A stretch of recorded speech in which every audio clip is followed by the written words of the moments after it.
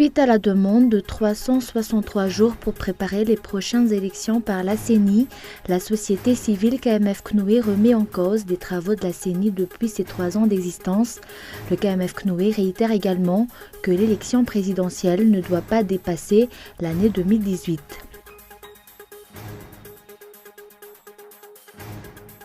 Une levée partielle de l'interdiction de cession des actifs appartenant à l'État et aux entreprises publiques pour 8 sociétés en cours de liquidation dans le cadre des privatisations a été communiquée en Conseil des ministres la semaine dernière. Ni les noms ni la modalité de vente n'ont été dévoilés. Crise migratoire, colère de la Slovaquie et de la Hongrie qui dénoncent une décision irresponsable après que la Cour de justice de l'Union européenne a rejeté le recours de quotas obligatoires de réfugiés dans l'Union européenne.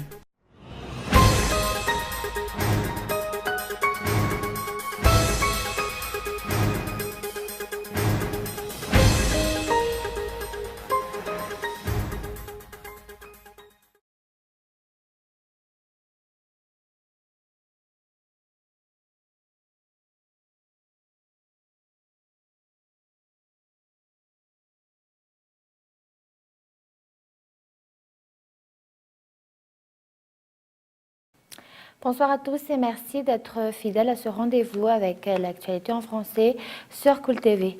Elle a une suite à la demande de 363 jours pour préparer les prochaines élections par la CENI. La société civile KMF Knoé remet en cause les travaux de la CENI depuis ses 3 années d'existence. Le KMF Knoé réitère également que l'élection présidentielle ne doit pas dépasser l'année prochaine. Reportage de Feizou Rafal. Le calendrier électoral devrait être officialisé plus tôt, affirme la société civile KMF Knoé, et non quelques mois avant les élections de 2018. La préparation de l'élection ne se fait pas à la dernière minute, ce qui est l'objet d'être de la CENI depuis 2014. Le KMF Knoé remet en cause le mode de fonctionnement de la Commission électorale nationale indépendante. Il est tout de même important de publier le calendrier électoral, souligne un membre de cette société civile. Selon les explications, les dirigeants devraient monter l'exemple en termes de respect des lois en vigueur. Cette demande de 363 jours par la CENI à compter de la publication du calendrier électoral ne devrait pas porter impact sur la date de l'élection. La prochaine élection présidentielle doit avoir lieu en 2018. Les dirigeants devraient agir comme modèle et montrer l'exemple en termes de respect de la Constitution. Si le président de la République a prêté serment le 25 janvier 2014, le premier tour de la prochaine élection devra donc avoir lieu vers le 25 novembre. Le président actuel déposera sa démission 60 jours avant. Par ailleurs, observateurs, partis politiques et sociétés civiles craignent un recul inattendu de l'élection présidentielle pour 2 raisons politiques. Le KMF Knoé remet en doute également l'indépendance effective de la CENI dans tous les domaines. Selon toujours le KMF Knoé, aucune retouche de la Constitution ne doit avoir lieu dans ce contexte. Et l'ultimatum donné par le syndicat des magistrats et le syndicat des greffiers au ministre de la Justice concernant leur réclamation prendra fin demain. Le ministère n'a pas encore réagi face à leur demande. Une réunion se tiendra suite aux revendications de ces 2 syndicats. Reportage de Mian Tarangianev. Le ministre de la Justice reste réservé face aux revendications des syndicats des magistrats et des greffiers.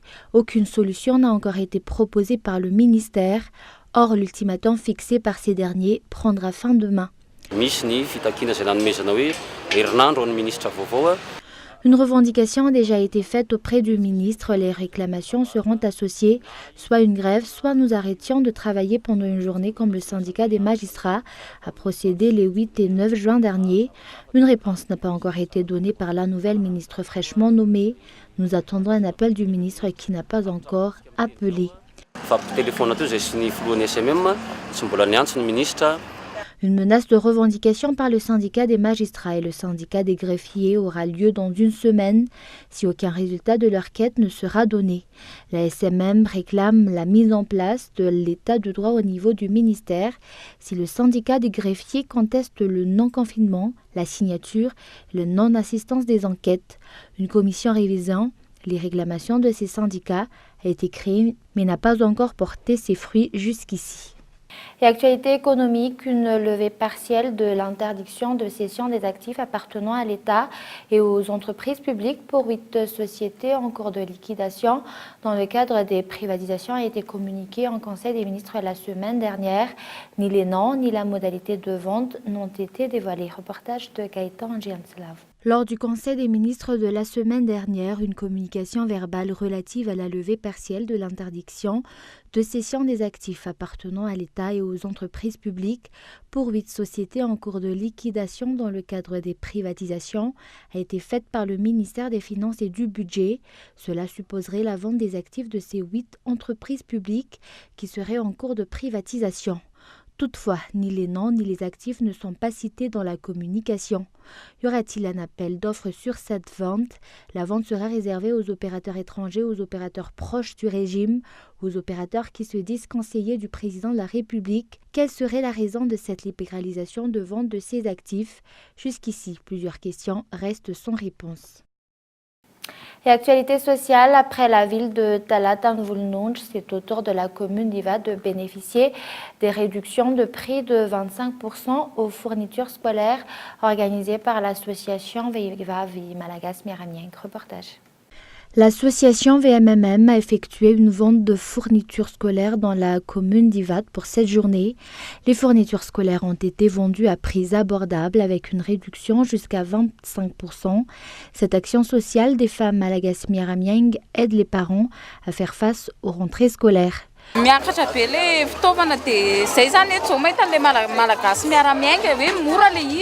Le coût des fournitures scolaires a fortement augmenté ici avec le Malagas Miramieng. J'ai vu que c'est moins cher, mais nous allons prendre rendez-vous avec eux parce qu'il ne reste plus assez pour moi. Je suis vraiment reconnaissant envers l'association. Les cahiers sont les plus chers si le prix varie entre 11 000 arrières et 12 000 arrières pour les autres marchands. Avec eux, on peut en avoir pour seulement 9 000 arrières. Pour l'association, dans leur action sociale, l'objectif est d'alléger les parents dans ces dépenses pour cette rentrée scolaire. Il est important de préciser que les organisateurs sont actuellement en cours de préparation de la prochaine action sociale.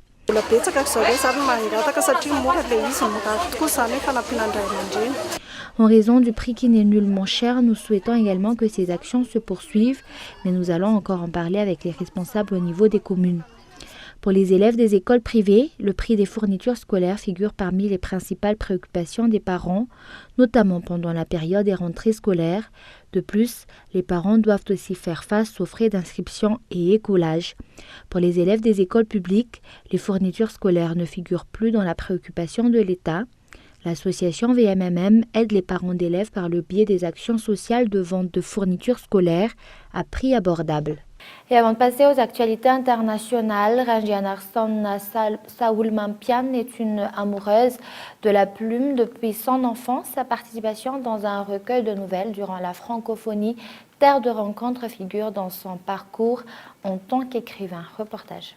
L'amour de l'écriture, Ranjanarson Saoulmampian l'a toujours cultivé durant son enfance jusqu'à ce jour. Percé entre la lecture et l'envie de mettre sur le papier ses pensées et ses rêves, Mampian n'a cessé de cultiver ses connaissances pour suivre les pas de ses aînés, une étape qui lui a permis de participer à la francophonie Terre de rencontre, un recueil de jeunes auteurs et lauréats du concours organisé durant la francophonie dans Madagascar a été l'hôte de cet événement.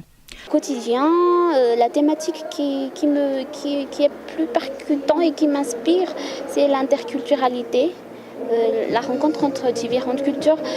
Je crois que c'est dû au fait que actuellement on vit dans un monde où la différence entre les uns et les autres est plus dominante. On fait beaucoup d'ateliers d'écriture à partir d'abord à travers la lecture. Il faut faire beaucoup d'exercices et il faut lire beaucoup. Il faut se documenter et tout ça. Et après, on s'inspire de ces styles d'écriture, des histoires. Des thématiques aussi, des fois, on les transpose, par exemple au cas de Madagascar.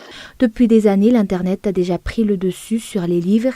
Madagascar a également suivi la tendance au fil du temps. un fait qui conduit les auteurs à éditer de moins en moins dans le pays. Toutefois, la Synergie nationale des auteurs, éditeurs et libraires de Madagascar tente de faire renaître l'amour de la lecture aux Malgaches. Et place aux actualités internationales, l'ouragan Irma de catégorie 5 a déjà fait des dégâts matériels importants alors que la tempête s'est abattue sur les îles de Saint-Barthélemy et de Saint-Martin. Reportage de France 24. Ces images ont été tournées par une webcam en fin d'après-midi. L'ambiance est calme mais très vite. Les rafales deviennent de plus en plus violentes sur le port de Gustavia et la qualité de l'image se détériore jusqu'à ce que le signal vidéo finisse par lâcher. Filmé depuis cet avion en plein vol, l'ouragan Irma est actuellement en train de frapper l'île française de Saint-Barthélemy. Sur ces images tournées depuis l'espace, on imagine sa puissance et sa taille, équivalente à celle du territoire métropolitain. Cet habitant témoigne par téléphone, calfeutré dans sa maison. Ça fait des gros booms autour de la maison, ça bouge, la maison vibre, c'est assez impressionnant. Alors là, c'est Hiroshima. Et bon, voilà, on n'a plus qu'à attendre et puis souhaitez-nous beaucoup de courage. Dès hier, l'eau a commencé à monter dangereusement, comme le montrent ces images amateurs, tournées sur l'île de Guadeloupe. Malgré les appels à la prudence, les autorités redoutent de nombreux dégâts, car l'ouragan est d'une puissance sans précédent. On parle de rafales à plus de 350 km/h, ce qui est majeur. Beaucoup d'eau, près de 40 mm, c'est 40 litres au mètre carré, surtout avec un effet de temporalité extrêmement réduite, ce qui est quand même phénoménal. Irma est l'ouragan le plus puissant jamais enregistré dans l'Atlantique depuis presque 30 ans. Et crise migratoire, colère de la Slovaquie et de la Hongrie qui dénoncent une décision irresponsable après que la Cour de justice de l'Union européenne a rejeté le recours de quotas obligatoires de réfugiés dans l'Union européenne. Reportage. La mesure était censée incarner la solidarité de l'Union européenne. Elle n'en a aujourd'hui que la saveur de la division. Depuis 2 ans, les gouvernements hongrois et slovaques le répètent à l'envi. Pas question d'accueillir des migrants sur leur sol. Une demande rejetée ces dernières heures par la justice européenne. La Cour de justice de l'Union européenne confirme que le mécanisme de relocalisation est valide. Il est temps de travailler à l'unité et de mettre pleinement en œuvre la solidarité. Pour le commissaire européen à la migration, ces quotas contribuent de manière effective et proportionnée à soulager l'Italie et la Grèce, les 2 États membres les plus débordés par l'afflux des migrants. Si la Slovaquie a dit vouloir respecter cette décision, la Hongrie l'a qualifiée d'irresponsable. Adoptés par l'Europe au plus fort de la crise migratoire en 2015, ces quotas ont provoqué l'ire de Viktor Orban.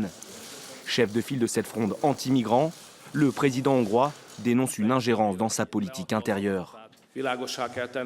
C'est une question de souveraineté. Aucune décision prise à Bruxelles ne peut remettre en cause les droits inaliénables de la Hongrie en ce qui concerne son intégrité territoriale. Également critiqué par la Pologne et la République tchèque, ce plan de relocalisation est loin d'avoir atteint son objectif. Sur les 160 000 migrants arrivés en Italie et en Grèce, plus de 130 000 attendent encore leur transfert vers d'autres pays membres de l'Union européenne. Et avant de se quitter, je vous rappelle les grands points de ce journal. Suite à la demande de 363 jours pour préparer les prochaines élections par la CENI, la société civile KMF Knoé remet en cause les travaux de la CENI depuis ses 3 ans d'existence. Le KMF Knoé réitère également que l'élection présidentielle ne doit pas dépasser l'année 2018. Et une levée partielle de l'interdiction de cession des actifs appartenant à l'État et aux entreprises publiques pour 8 sociétés en cours de liquidation dans le cadre des privatisations a été communiquée en Conseil des ministres la semaine dernière. Ni les noms ni la modalité de vente n'ont été dévoilés. Et enfin, la crise migratoire, colère de la Slovaquie et de la Hongrie qui dénoncent une décision irresponsable après que la Cour de justice de l'Union européenne a rejeté le recours de quotas obligatoires de réfugiés dans l'Union européenne. Et voilà, c'est la fin de ce journal. Merci de votre fidélité. Au revoir et bonne soirée à tous.